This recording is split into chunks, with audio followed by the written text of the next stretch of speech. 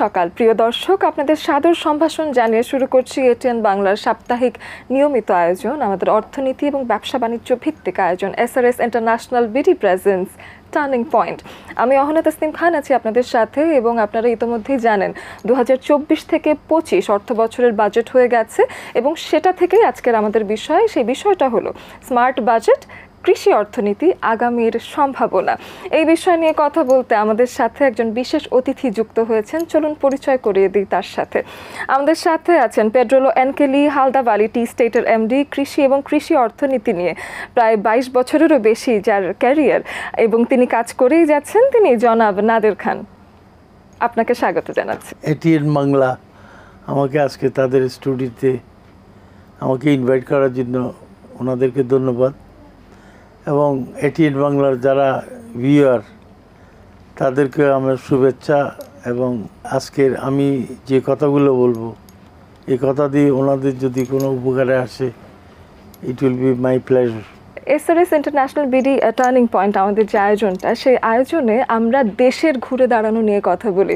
একটু 15 বছর পেছনে যদি যাই, আমাদের মাননীয় প্রধানমন্ত্রীর বলিষ্ঠ নেতৃত্বে এই 15 বছরে কিন্তু অনেক কিছুই পরিবর্তিত হয়েছে। এখন দেখা যায় অর্থনীতির ক্ষেত্রে আমরা বেশ এগিয়ে গেছি এবং এই সময়টা এসে আপনিও একজন লম্বা সময়ের ব্যবসায়ী হিসেবে এবং কৃষি খাতেও আপনি একটা ভূমিকা রেখেছেন। তা আমি একটু জানতে চাই যে দেশীয় টার্নিং পয়েন্ট নিয়ে যেহেতু কথা বলছি, আপনার টার্নিং পয়েন্টটা কোথায় ছিল? আপনার ব্যবসার শুরুটা একটু যদি শুনি আপনার কাছে।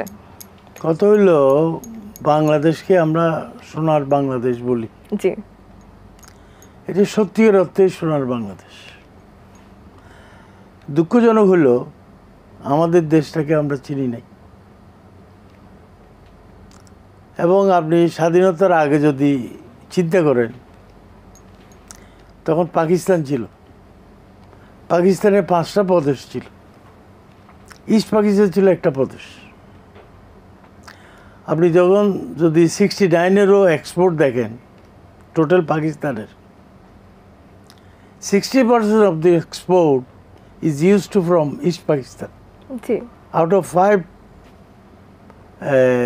প্রদেশের থেকে ইস্ট পাকিস্তান এলোন কন্ট্রিবিউট করতো 60%। এবার বুঝেন এটা সোনার বাংলা কিনা। একেবারেই তাই। তাহলে দেশ ঘুরে দাঁড়িয়েছে। আনফরচুনেটলি আমরা এই বাংলাকে সত্যিকার অর্থে ইউজ করতে পারতেছি না। আমার যদি 20 কোটি লোক হয়, we are capable to produce our food sufficiency, ফুডের যে সিকিউরিটি। যে দেশের ফুড সিকিউরিটি নাই, সেই দেশ কোনোদিন আগাইতে পারবে না। Even country like America, one of the richest country, তাদের জিডিপিতে around 35 to 40% is coming from agriculture. So agriculture is so important.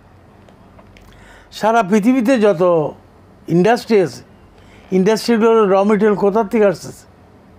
মাটি থেকে। অবশ্যই। সো এটা কৃষি। এখন বুঝেন কৃষিটা কত ইম্পর্টেন্ট। একদমই তাই। সেই কৃষিতে আমার বাজেটে কি পরিমাণ আমি কন্ট্রিবিউশন দিছি। একদমই তাই। এবং এই বিষয়ে আপনি কাজ করতে চাইলেন বা আপনার কি মনে হলো যে আমি আসলে কৃষি বিষয়ে এগোবো? আপনি 55 বছর আগে, সেই সময় কি ভেবেছেন? এত ভাবনা আপনার কোথা থেকে আসলো? না, আমার ছিল না। শুরুটা কিভাবে? তো সেই জায়গাটা বলতে গেলে আমার লাইফ কিভাবে শুরু হলো এটা বলতে হবে। তো আমার জন্ম হলো 44-এ গ্রামে। আমি ক্লাস 5 পর্যন্ত গ্রামে পড়েছি। ক্লাস 5-এর পরে আমার আব্বা, he was a business person in Rangoon. তো উনি অসুস্থ হয়ে যাওয়াতে আমাদের ফ্যামিলি রেঙ্গুন চলে গেল। I stayed 10 months over there. 10 মাস ওখানে কোনো কাজ ছিল না, সিনেমা দেখা, ঘুড়ি উড়ানো, মানে ওই মার্কেটে যাওয়া, বড় ভাইয়ের সঙ্গে ওনার কাজের সাইডে যাওয়া, মানে it was a golden time for me. তো 67-এ আইসে আমি চিটাগাং কলেজ স্কুলে ভর্তি হই। I studied up to class 9। Class 9 আমি ফেল করি। তারপর তারপর আমার মেজো ভাই আমাকে মুসলিম হাই স্কুল নিয়ে যান, তখন এসএসসি জাস্ট শুরু হইলো। Then I join Chittagong college in science. Chittagong college থেকে আমি বিএসসি পাস করছি। বিএসসি পাস করার পরে I went to Lahore engineering university to study mining. Mining. Ahsanullah engineering কলেজে মাইনিং ছিল না, সেই জন্য লাহোর ইঞ্জিনিয়ারিং কলেজে মাইনিং ডিপার্টমেন্টে ইস্ট পাকিস্তানের জন্য একটা কোটা ছিল, ওই কোটাতে আমি অ্যাডমিশন পাইছি। বাট ইঞ্জিনিয়ারিংয়ে কারা যায়? ব্রিলিয়ান্ট ছেলেরা। আমি কোটাতে বাই চান্স ওখানে পারমিশন পেয়ে গেছি, কিন্তু I am not a very good student. তো এক বছরের মধ্যে আমার আর ইন্টারেস্ট হারিয়ে ফেললাম, আমি চলে আসছি। জি। চলে আসার পরে আমার বড় ভাইরা খুব রাগ, আমার সঙ্গে কথাই বলে না। ইট ওয়াজ এ ম্যাটার অফ 69। আচ্ছা। তো প্রায় 1-1.5 বছর আমি অলমোস্ট বেকার। আমার বেকার সময়টা কাটতো উত্তরা মোটরসের যে ফাউন্ডার মুখলেসুর রহমান, ওনার বাসায় কাটতো। He was a very close friend of mind.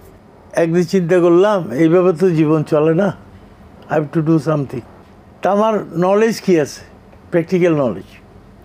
এই যে রেঙ্গুনে 10 মাস ছিলাম, এই ভাইয়ের কাজের মধ্যে যাইতাম, লোকে কাজ করতো, that was my only knowledge, practical knowledge. তা আমি চিন্তা করলাম যে কনস্ট্রাকশনের কাজ, my father was a painting contractor, এই ধরনের কিছু কাজ পাই কিনা যায়। Then I went to the general manager of এখন রুবি সিমেন্ট, তখন চিটাগং সিমেন্ট ক্লিঙ্কার ছিল। আচ্ছা। ক্লিঙ্কার গ্রাইন্ডিং, ওনার পরিচিত ছিল। উনি যখন সিমেন্ট ফ্যাক্টরি ছিলেন, সিমেন্ট ফ্যাক্টরিতে আমার বড় দুলাভাই হি was A chief medical officer, সেই হিসাবে ওনাদের সঙ্গে পরিচয়। আমি ওনার কাছে গেলাম, গিয়ে বললাম যে আমি তো বেকার, আমার কিছু কাজ দেন। তো বলছে আমার এই অফিস বিল্ডিংটা রিনোভেট করবো, তুমি টেন্ডার দাও। তো আমার কাছে কোনো ফার্ম নাই, কিচ্ছু নেই। তা আমার একটা প্যাটেট বানাইলাম, নাম দিলাম খানকো। তারপর আমার ইমিডিয়েট বড় বোনের দেবরের একটা প্রেস ছিল, ওনার থেকে পারমিশন নিয়ে ওনার অ্যাড্রেসটা দিলাম, দিয়ে আমি টেন্ডার দিলাম, কাজ দিলাম আমাকে 10,000 টাকার। বাহ। তো এটার ক্যাপিটাল কোথায় পাবো? আমার মা 5,000 টাকা দিলেন আমাকে। আচ্ছা। তারপর কাজ উঠাবো কেমনে? আমার কোনো ইনফ্রাস্ট্রাকচার নাই। তা আমার আব্বার সঙ্গে কাজ করতেন একজন, ওনার নাম আমদুর রহমান ছিল। যারা সুপারভাইজার ছিল সাটগাইতে, ওদেরকে ট্যান্ডল বলতো। উনি বাড়িতে ছিলেন, ওনাকে খবর দিছি যে আমি এরকম একটা কাজ পাইছি, কাজটা উঠাই দেন। 2 মাসের মধ্যে কাজ উঠাই দিল। বাহ। আমার 2,000 টাকা লাভ হইল। That is the first earning of my life. Then liberation war started. এই 9 মাস আবার বেকার, ওই আমার বন্ধুর বাড়িতেই। যুদ্ধ শেষ হওয়ার পরে আমার বন্ধু বলল তুমি ইম্পোর্ট ব্যবসাতে আস। বলতে আমার টাকা নাই, ইম্পোর্ট কীভাবে করে জানি না। কিন্তু আমার বন্ধুটা কিন্তু কলেজে থাকতে ব্যবসা করতো, very brilliant. You don't worry, I will help you. তো খাতুনগঞ্জে একটা অফিস নিলাম। নেওয়ার পরে ব্যবসা শুরুর আগে উনি একটা কথা বলছে তুমি যেখানে বসে you will earn your bread and butter, ওখানে কারোর সঙ্গে চিটিং করতে পারবো না। If you cheat somebody, think that you are cheating by yourself. এটা এখনো মেনে চলি। That was a big lesson to me. বাকিগুলো কেমনে হয়েছে মিরাকেল, না চাইতেই পাও। বাহ, চমৎকার। এবং এই যে সততা, অনেস্টির যে বিষয়টা, চিট করবেন না, এই বিষয়টাই হয়তো একটা লম্বা ক্যারিয়ার আপনাকে পেতে এবং সেটাকে ধরে রাখতে সাহায্য করেছে। এই বিষয়ে আমি জানি যে 55 বছর ধরে আপনি আমাদের বাজেট দেখে আসছেন এবং আমাদের দেশের যে অর্থনীতি, সেখানে কৃষি যেহেতু একটা বড় ভূমিকা রাখে, সেক্ষেত্রে আপনার ভূমিকাও অনেক। আজকের যে বিষয়টা, সেই বিষয়টাতেও একটু চলে আসি। স্মার্ট বাজেট, কৃষি অর্থনীতি, আগামীর সম্ভাবনা। সেক্ষেত্রে একজন লম্বা সময় সময় ধরে ব্যবসায়ী হিসেবে এবারের 2024 থেকে 25 অর্থ বছরের বাজেট তো উপস্থাপন করা হয়ে গেছে, এবারের বাজেটটা আপনি করদাতা হিসেবে কিভাবে দেখছেন সেটা একটু শুনি আপনার কাছে। প্রতি বছর বাজেটের আগে এনবিআর এর চেয়ারম্যান, ব্যাডের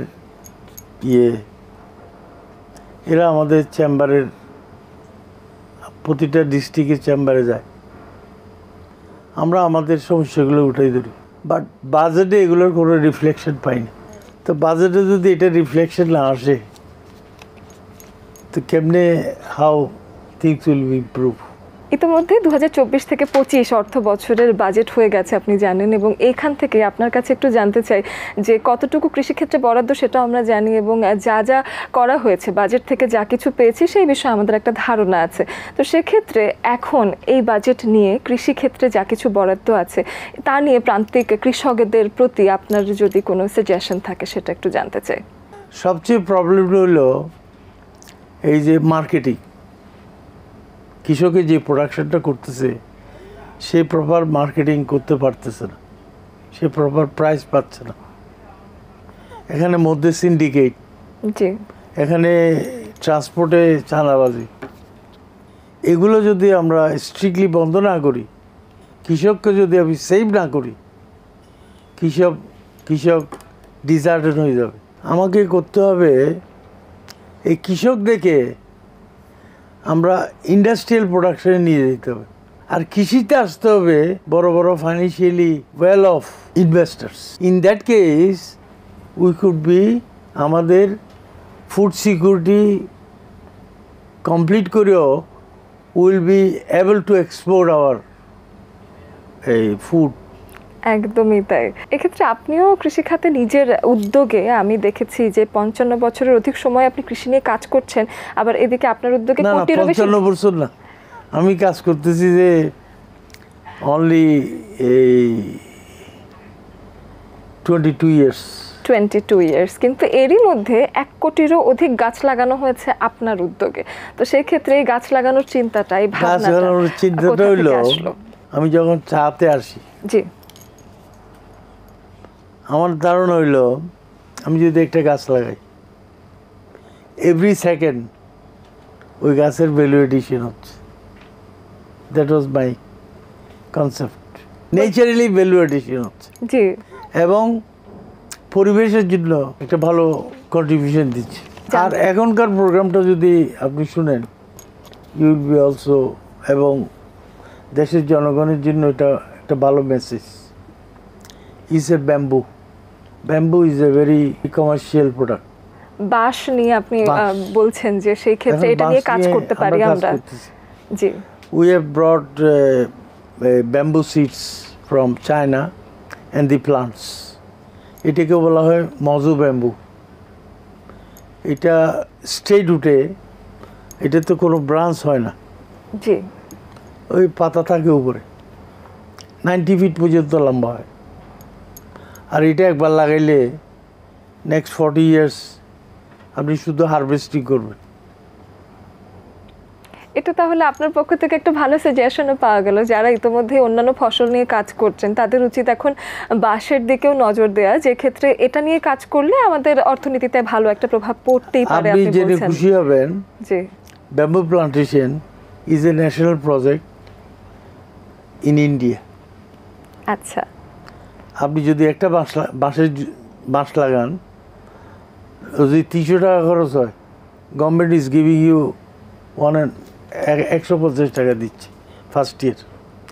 সেকেন্ড ইয়ার যদি আপনার 100 টাকা খরচ হয়, আপনাকে 50 টাকা দিয়ে দিচ্ছে। থার্ড ইয়ার যদি 50 টাকা খরচ হয়, আপনাকে 25 টাকা দিয়ে দিচ্ছে। After that bamboo is started growing.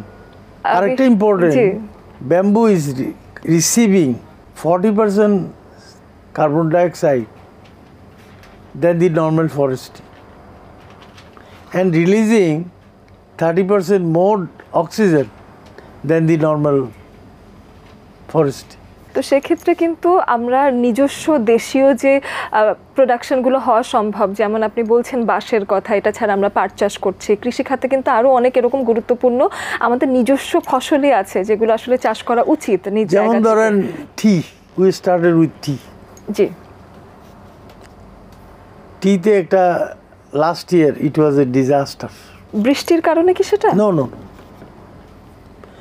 এই যে শ্রমিকরা স্ট্রাইক করলো, জি তার প্রাইম মিনিস্টার ওদের বেতন বাড়ায় দিল, জি তারপর 2 মাস বন্ধ ছিল, তারপর ওদিকে একটা যারা ট্রেডিংয়ে করে ওদের মধ্যে একটা সিন্ডিকেটের মতো কাজ করছে। So every garden has made the profit করতে পারে নাই, লস। আমার 2টা বাগান আছে, we lost around more than 8 crore। Then we put the representation to the government যে শুধু চা দিয়ে হবে না, আমাদেরকে আদার এগ্রিকালচার ক্রপ করার পারমিশন দেওয়া হোক, as well as Bangladesh economy is growing and people are more interested to have a ট্যুরিস্টের ভিজিটে যাওয়ার জন্য একটা অ্যাটিটিউড গ্রো করছে। কিন্তু সাইমালটেনিয়াসলি উই ক্যানট অর্গানাইজড ওই ধরনের ওদের অ্যাকোমোডেট করার মতো। তো আমাদের টি গার্ডেনগুলো যদি টি ট্যুরিজমের জন্য পারমিশন দেওয়া হয়, দেন উই ক্যান, এই বাগানগুলা কিছুটা more earning will come, more employment will grow, then this garden can survive. Government মোটামুটি নীতিগতভাবে এটাতে রাজি হয়েছে, we are also very happy. এবং চায়েরও একটা মূল্য নির্ধারণ করে দিয়েছেন, এটাতে আমরা কমফোর্ট ফিল করতেছি। শ্রমিকদেরও তো এখন হলো বেতনটা বেড়েছে এবং সেক্ষেত্রে তাদের আর্নিংটা বেড়েছে আগের থেকে। আপনারা মিডিয়া জি যেভাবে এই আমাদের শ্রমিকদেরকে উঠাই ধরেন, নির্যাতিত এই ওই, এই আপনারা জেনে খুশি হবেন যে আপনি টোটালিটিতে এটা হিসাব করেন, মিনিমাম 15,000 to 16,000 একটা শ্রমিক আর্ন করে। It's more than garments. তাহলে চা শ্রমিকদের যে এখন যে সময়টা এসেছে সেই সময়টা আপনার জন্য আসলে আমার মনে হয় যে এখনকার অর্থনীতির অনুযায়ী এখন আপনারা খুশি আছেন, এটাই কি মনে হচ্ছে? কারণ আমি দেখতে পাচ্ছি হালদা ভ্যালি খুশি আছি এখন বলা যাবে না, জি এটা বলা যাবে end of the year. End of the year বলা আমার যাবে। যদি প্রোডাকশন যা করব সেটা যদি আমার এই ফুল বিক্রি না হয়, যদি স্টক লট হয়ে থাকে, then it will be disaster for us. আপনি সরকার থেকে সহায়তা চেয়েছেন এবং বলেছেন যে আপনারা সেই বিষয়ে বেশ সন্তুষ্ট, এবং আরেকটা বিষয় আপনার কাছে সেটা নিয়ে জানতে চাই যে লসটা হয়েছে সেটা থেকে এখন উত্তরণ কতটুকু সম্ভব হয়েছে? দ্যাটস ওয়াই এই গভর্নমেন্ট যে ডাইভার্সিফিকেশন দিবে বলছে, we already started working on it. We are hopeful we can overcome. টির উপর কনসালটেশন, শুধু টির উপর কনসালটেশন করবো না আমরা, আদার ডাইভার্সিফিকেশন দিয়ে উই ক্যান সার্ভাইভ। অ্যাটলিস্ট আমার কোম্পানির ব্যাপারে আমি এনশিওর করতে পারি যে উই ক্যান সার্ভাইভ। চমৎকার। এবং আপনার কথায় বাঁশ শিল্পের বিষয়টা চলে আসলো, আমরা যাতে বাঁশের দিকেও নজর দেই এবং সাথে এখনকার সেই শিল্পের সমস্যাটা আপনি তুলে ধরেছেন যে চা শিল্প শুধুমাত্র সেখানে কনসেন্ট্রেট করলেই হবে না, বরং বাঁশের দিকেও নজর দিতে হবে। এদিকে আমার মনে হয় না, যেমন ধরুন আমার কন্টিনিউ এক্সপানশন ছিল, উই স্টপ দি এক্সপানশন। জি এখন আমাদের মেইন কনসেন্ট্রেশন হলো যা আমাদের প্লান্টেশন আছে ওটাকে আরও ইমপ্রুভ করা, ওটা ইল বাড়ানো। লম্বা সময়ের ব্যবসার ক্ষেত্রে আমি জানি যে আপনাকে কর দিতে হচ্ছে এবং দেখা যাচ্ছে যে কর দেওয়ার বিষয়ে আপনি একটা মনোযোগ দিচ্ছেন যে কর আসলে দেশের জন্য খুবই গুরুত্বপূর্ণ বিষয়, সেই বিষয়ে আপনার কাছে একটু আসে। আলহামদুলিল্লাহ, আমরা প্রতি বছরেই আমার full family regular tax payer. God is so kind, last year আমরা চট্টগ্রাম মেট্রোপলিটনে হাইয়েস্ট ট্যাক্স পেয়ার হয়েছি। বাহ, চমৎকার। এর আগের বছর উই ওয়ার সেকেন্ড, এর আগের বছর আমরা সেকেন্ড ছিলাম। এখানে ভেরি ইন্টারেস্টিং, এই 2020 সালের যেই ট্রফিটা আমরা পাইছি, সেকেন্ড হয়েছি, এখানে ফার্স্ট ফিজিকে একজন ফ্রেশ ফ্রুট ইম্পোর্টার, কোনো ইন্ডাস্ট্রিয়ালিস্ট নেই, কিছু নেই। তো এখানে যে ফার্স্ট হয়েছে সে একটা পয়সাও কর দেয় নাই। আচ্ছা, কর না দিয়ে সে কেমনে ফার্স্ট হইল? কর সে ফার্স্ট হইলে ওই জন্য সে যত ফ্রেশ ফ্রুট ইম্পোর্ট করছে কাস্টম পয়েন্টে অ্যাডভান্স ইনকাম ট্যাক্স হিসেবে তার থেকে নিয়ে নিছে। সে কী করছে, সেগুলো কস্টিংয়ে ঢুকে দিছে। তখন ওর করটা যারা ওই ফ্রুটগুলো ইম্পোর্ট ক্রয় করছে ওরাই দিছে। এগুলাকে রেকটিফাই করতে হবে, আদারওয়াইজ জনগণ এটার সাফারিং বুক করবে। একদমই তাই। আশা করি সেই সমস্যাও নিরসন হয়ে যাবে। অনেক ধন্যবাদ আপনাকে। কৃষিক্ষেত্রে চা শিল্পের দিক থেকে আপনি অনেক কাজ করেছেন এবং চা শিল্প নিয়ে একটা লম্বা সময় আপনার গবেষণা আছে এবং সেটার সাথে আপনি বাঁশের দিকেও নজর দিতে বললেন, যেটা কিনা আমাদের কৃষিক্ষেত্রে একটা অনন্য ভূমিকা রাখতে পারে। আমরা আসলে সম্ভাবনা দেখতে চাই, উন্নয়ন দেখতে চাই। টার্নিং পয়েন্ট হলো দেশের উন্নয়ন নিয়ে কথা বলারই জায়গা। সেক্ষেত্রে আপনি একটু শেষের দিকে যদি কিছু বলতেন এই বিষয়ে। আমরা বছরে 18,000 কোটি টাকার ফ্রেশ ফ্রুট ইম্পোর্ট করি। আমরা যদি রাইট ইনিশিয়েটিভ নিই, we can produce our fruit by ourselves. সেই জন্য আমরা এটার উদ্যোগ নিয়েছি এবং অ্যারাউন্ড একটা fruit garden already we establish 30 একরের মধ্যে।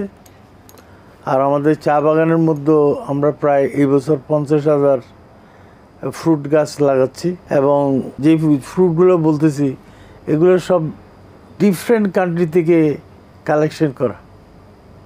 আমাদের নিজস্ব জাম প্লাজা আছে, ওখানে আমাদের রিসার্চ হচ্ছে।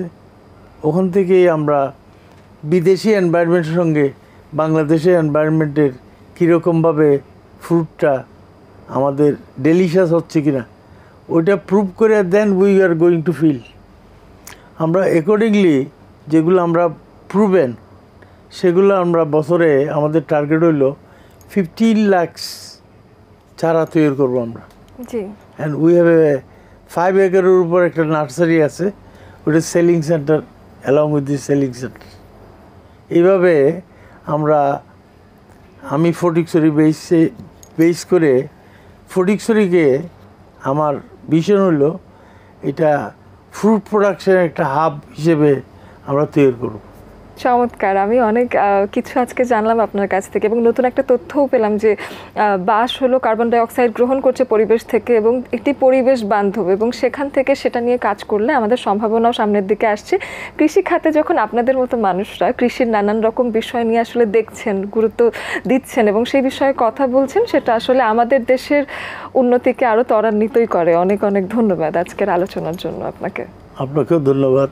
প্রিয় দর্শক, আপনারা শুনলেন আজকে কৃষি খাতে যদি আমরা ব্যবহার করি আমাদের যা কিছু আছে সব কিছু, সেই ক্ষেত্রে দেখা যায় যে আমাদের দেশের উন্নয়ন কিন্তু খুবই ত্বরান্বিত হওয়া সম্ভব এবং সেই ক্ষেত্রে বাংলাদেশের সবুজ শ্যামল উর্বর মাটি সেটাকে শতভাগ ব্যবহার করে আমরা যদি কৃষি খাতে ইনভেস্ট করতে পারি, সেক্ষেত্রে অবশ্যই দেশের জন্য টার্নিং পয়েন্ট এসে যাবে। আপনারা ছিলেন এতক্ষণ SRS international BD presence turning পয়েন্টে। আজকের মতো এখানেই বিদায় নিচ্ছি।